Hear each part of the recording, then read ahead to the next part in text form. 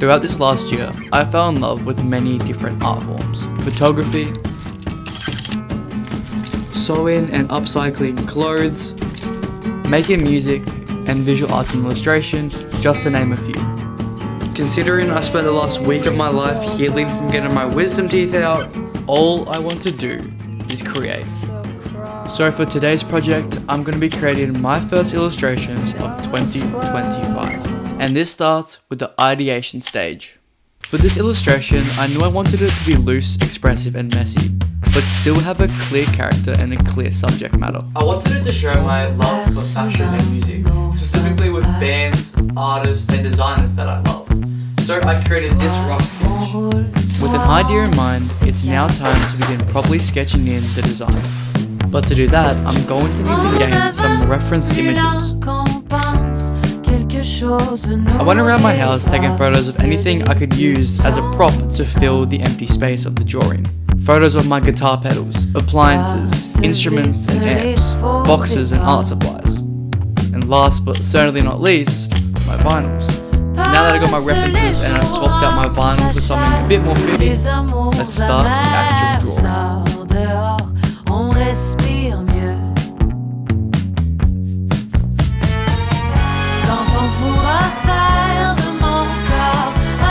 While creating the sketch, I tried to fit in as many references as I could. Bands I like, things around my house, music equipment, and fashion brands.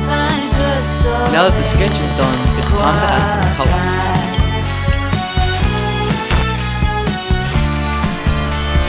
colour. Layering down ink mixed with water and using a paper towel to pick it up gives a faded look to the drawing, and hopefully creating a sense of nostalgia when all the colours come together.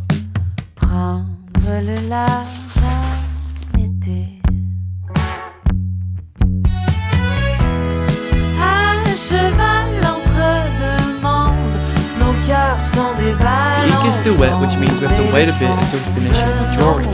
And it's a hot day in the Australian summer heat, and I still can't eat properly because of my surgery, so that means I'm making a smoothie while it dries. Je pleure un alligator, je m'apitoie sur mon sort, dehors on respire mieux. Quand on pourra faire de mon corps un collage de poussière, quand j'aurai habité mon corps, enfin je saurai. I've given it enough time to dry now, so that means it's time to add some lines, my favourite part by far.